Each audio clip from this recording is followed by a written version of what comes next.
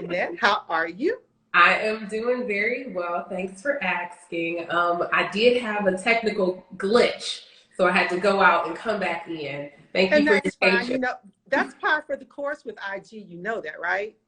Yeah, it happens. It happens.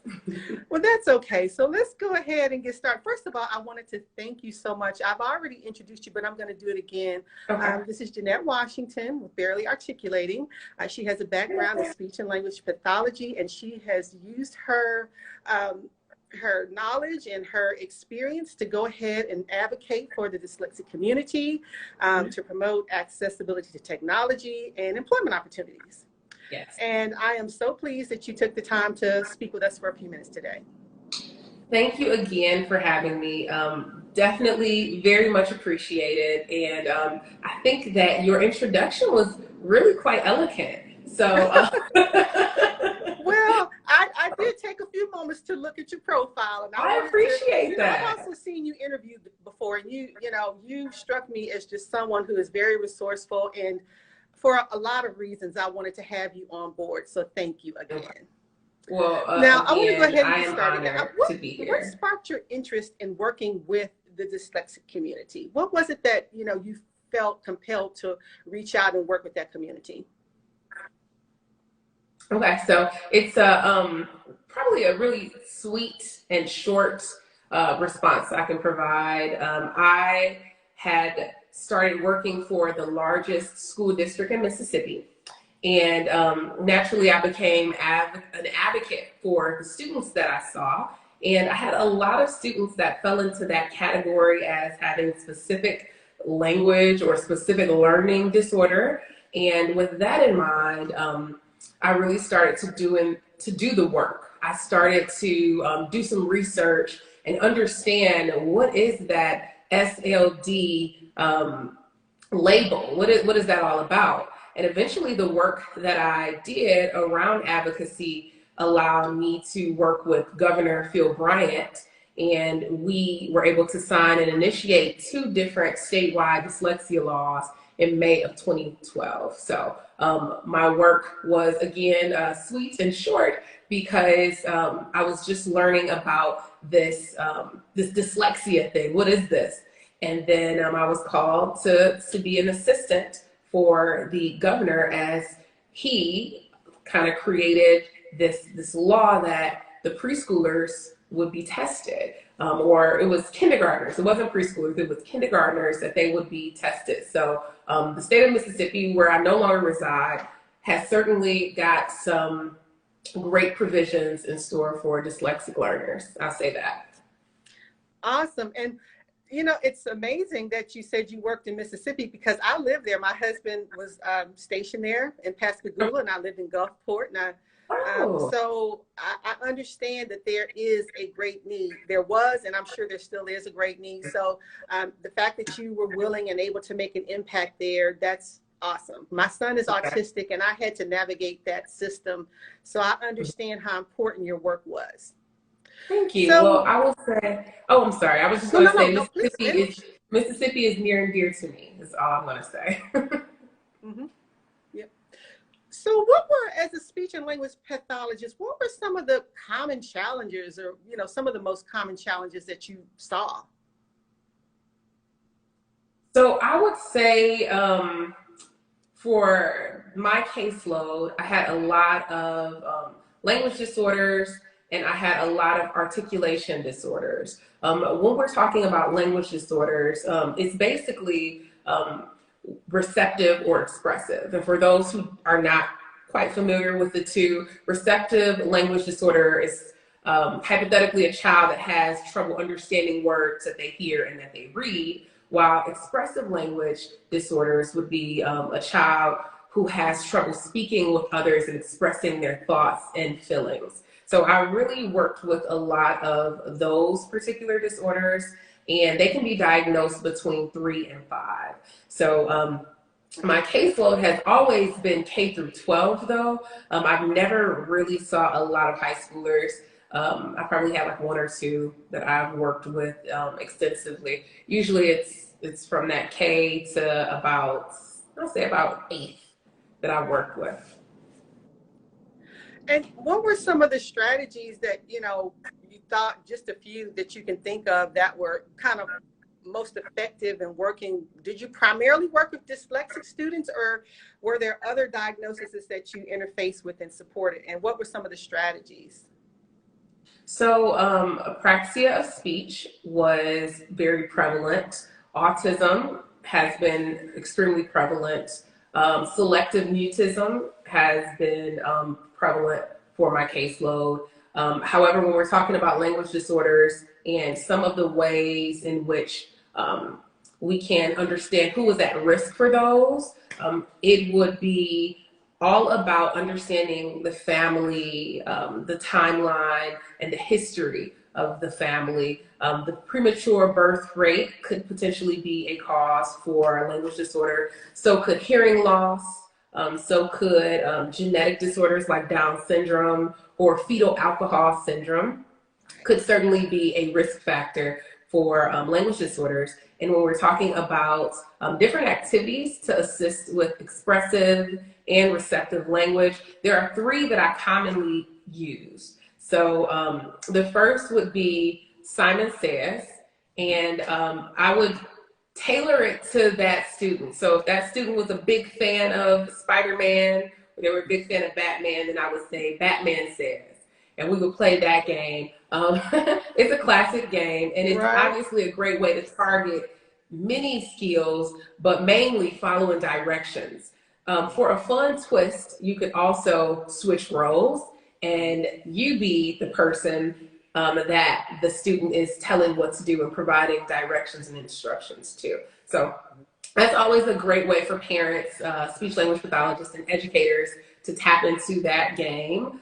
Reading books, that's going to be number one on my list of ways in which you can strengthen or enrich those receptive and expressive language skills. Mainly with targeting receptive language skills, you can encourage your child to find and point out pictures on the pages. You can draw their attention to different labels and expand their vocabulary using picture books. And then my third strategy, or my third activity, I would say, is either for a child, you can go grocery shopping in your own kitchen, or if it's an adult that you are working with that expressive or that receptive language, you can have them create an inventory list of what needs to be purchased at the grocery store. So those two are really fun. You can cater them to exactly what you currently have. So for instance, if it's a small child and you're working on those expressive, receptive language skills and the distinction that lies between those two, you can just go through your kitchen and look at what you have and make a note of it and tell them to go find it, or you can do a recipe and tell them to go get those things for that particular recipe. When we're talking about an inventory, it's basically like an older child or an adult would be able to look at what needs to be purchased at a store. So you would say, what are we lacking? What do we need? You can even do, again, that recipe tactic where you say, hey, I want to bake a cake.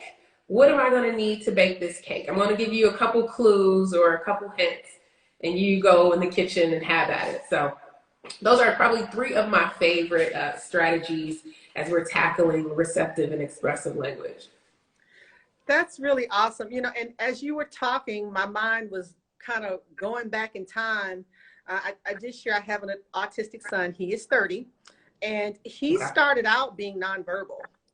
And I literally had to start from scratch. I had to really be innovative and label things like lamp and, table, and, put the names of things on everything and try to train him as to what those things were. And then slowly over a period of time, and it was very difficult, with using a speech and language pathologist, he started talking more. Now, as an adult, excuse me. Now, as an adult, we still have those issues. He is verbal now, but he still has problems with expressive and receptive language. A lot of the conversations he has are pretty rote. They're over and over and over, and not much spontaneity. And so I'm actually looking at getting him some more speech and language assistance and trying to develop those skills, because I think as a parent, the way to empower our kids is to help them develop their own voice. And, Yes. you know, it's a progressive thing because they don't outgrow it as they become adults. So you have to continue to find ways to get them to find their voice. So the tips that you gave are some of the ones I've used. And currently, we do let him do his grocery shopping. He has a worker that takes him out into the community. And sometimes my husband and I take him as well. But he gets his shopping list and he kind of goes around and gets all his stuff. So what you were saying, it really made me feel validated as a parent. Awesome. Like, you know, I'm doing the right thing. I'm on the right track, but there's still a lot of things that I need to do. So I really appreciate you sharing those tips. You are very so what other, you know, I see what you're doing, not just beneficial to the dyslexic community. I feel that anybody who's neurodivergent probably can benefit from the skills that you have, especially if it affects their language. Now you have some neurodivergents who are hyperverbal or, you know, very much on par with language, but then others who struggle as well. So are there anything, I know you just said some general tips, but is there anything specific to autism that you may be able to, you know, offer support for, or any resources that you might have? And I know it's just, you know, that's not really what your focus is, but if you do have something that you can recommend, I certainly would appreciate that, and probably so with the autistic parents, they would probably appreciate that as well. Yeah, so I love to defer to the autistic community, and I find that, you know, my voice may be one of advocacy, but their voice is one of their reality. So with that in mind, there are some organizations that I follow and that always provide fantastic resources. Play Sparks is one. The Color of Autism is another. I'm trying to think if there are any others that there is an autism podcast that I follow as well. And they usually have autistic adults come on and talk about some very specific issues, challenges, and opportunities. So when it comes to autism, I felt like I was a great caregiver and provider in my space working within the school district. However, as I'm learning and I'm growing, I'm like, yeah, maybe I'll just defer people there so that I don't mislead or provide any information that is not accurate to that, to autism. So with that in mind, I do have some formal education around what could be helpful for individuals who are pre-literate, or we don't like to often say nonverbal. We like to, because nonverbal gives the emphasis that that person does not communicate at all. And we don't want people to believe that their child or their adult will never be communicable. But yeah, I would just say defer to those communities that have autistics that are at the forefront. Now we're seeing a lot of speech and language pathologists who who are autistic, and they can provide a wealth of knowledge. So I'm starting to appreciate that more. And just as a sidebar, I think about like people who are going out into the communities and they're providing these diversity trainings, and they are within the majority. It's like, why would I listen to you? You are not a part of the marginalized group that you're speaking on. So it's like, have a seat. You need to be listening with us. Those are you brought up a lot of great points, and I want to say thank you for actually pinpointing and highlight the term nonverbal. You know, my son is 30 years old, so back when I started this, you know, that was, you know, decades ago. And yes, I have also grown to appreciate that just because someone does not use words does not mean they can communicate. You know, people use iPads and keyboards and all types of devices to communicate. So that is great. And I have also grown in that area, but you know, like I said, my son is 30 years old, and you know, I'm kind of growing with everybody else. It's a process. So thank you for pinpointing that and sharing those resources. Now I want to talk about you a little bit more. Barely articulating. I love the name of that. Can you tell me, like, now, like I said, I've already gone to your platform, and you know, you have a lot of resources, and I know that you do advocacy work, but can you tell us just a little bit more about what resources you offer and how people can get in touch with you? Awesome. So barely articulating is my child. I have been with Barely Articulating for almost 6 years now. So I started Barely Articulating because once I niched down and I realized that I specifically wanted to work with individuals with dyslexia and language-based learning disorders, Barely Articulating had to exist. So with that in mind, I offer some checklist screeners for dyslexia, dyscalculia, and dysgraphia. I offer a ADHD planner. I have a book that I wrote called Technical Difficulties, Why Dyslexic Narratives Matter in Tech, and that is under that brainchild of Barely Articulating. And essentially, it is a think tank or a space where we are looking at ways in which we can help dyslexic individuals and those who are non-divergent to have gainful employment, how they can use their specific skill sets to their advantage in the workplace. So that's what my company has evolved into. It began just mainly as a tutoring business. But what I realized was after those children can read, after they gain competency in a specific area, there is still a battle to find employment. The employment rates for those who are dyslexic, autistic, who have ADHD, the employment rates are terrible. So my company really looks at what can be done as far as training these neurodivergent workers, recruitment, what that could look like for an employer, what retainment could look like, what keeps an autistic person or a dyslexic person at their job, what type of culture is being cultivated there. So it's a lot of work within those spaces, and they're intersecting and all of those things. So that's where I'm at now. That's amazing. My son, actually, he has worked at his job for 12 years. We were very fortunate to have a very dynamic and strong teacher working with him. And she partnered with me to get him, and I shouldn't, well, I'll go ahead and say the company because I'm so proud of how loyal and devoted they've been to TJ Maxx. They have really done an awesome job with creating a culture for a lot of disabled individuals to gain employment. Now, he doesn't work full time. He can't tolerate that. He works about 12 to 16 hours a week.